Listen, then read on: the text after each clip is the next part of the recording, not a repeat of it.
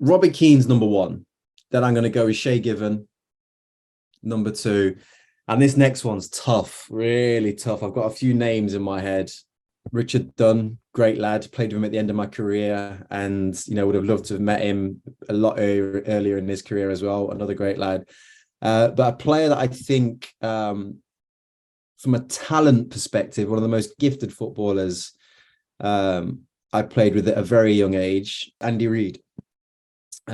Reedy was different class. I mean, I was with Reedy from the age of 13, 14 when I was at Forest, and some of the best goals I've ever seen in my life he scored.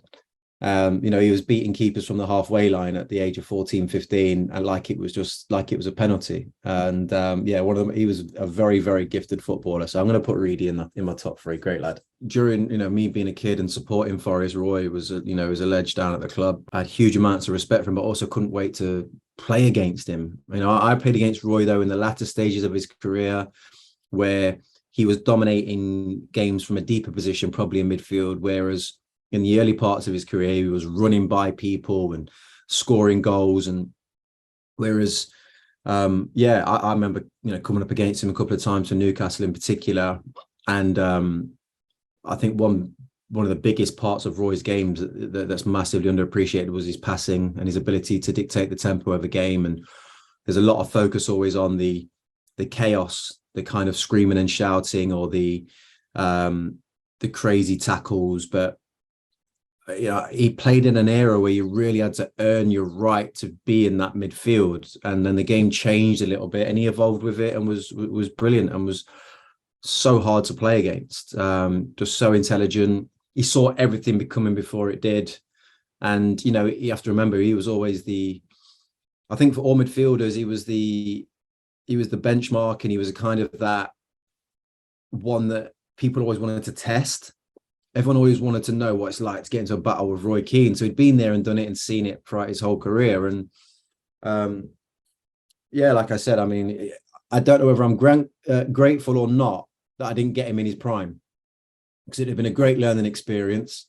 But at the same time, who wants that? Do you know what I mean? So it was, I was just glad I got to play against him. It's hard to see them not qualify. I'm watching them week in, week out, and I'm thinking, where's this fall off going to be? Because they've not got any European football. I only see them getting stronger in a weird way, because I think they've not had Isak for God knows how long. He's not really been able to perform at the level he can perform at. So he's only going to get fitter, stronger, and better. I'm just thinking about the other teams. It's like, it all depends on Spurs, in my opinion. I think Chelsea could have a late run, looking at what they're doing, if he can knit it all together somehow. Newcastle just looks so solid. I don't see them dropping that many points. If they lose one game, fair enough. I don't see them losing like two on the spin. So I'm going to say, I think they can make top four. Now I've kind of like flushed it out in my mind. I've been thinking about it quite a bit, thinking Spurs can do it, but I think Tottenham are just too inconsistent.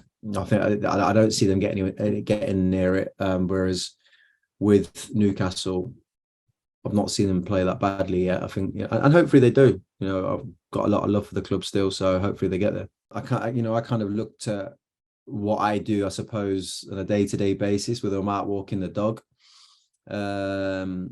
school runs. I always like to look stylish, feel stylish, but also feel quite athletic in everything that I do.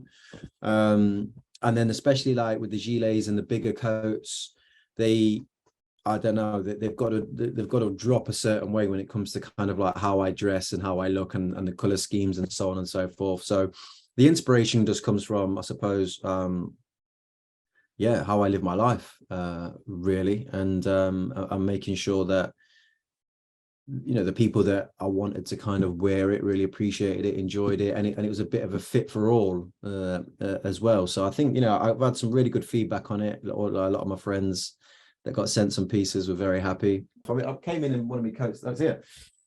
I mean, even the big coat came in today. Do you know what I mean? So it's like, that's literally. I mean, and what have I done today? Gym. I had a golf lesson and then came in. And my whole outfit right now is there to be actually. But that's just when I'm chilling out and relaxing. That's kind of like how I like to be in my casuals, but also fitted and feeling good.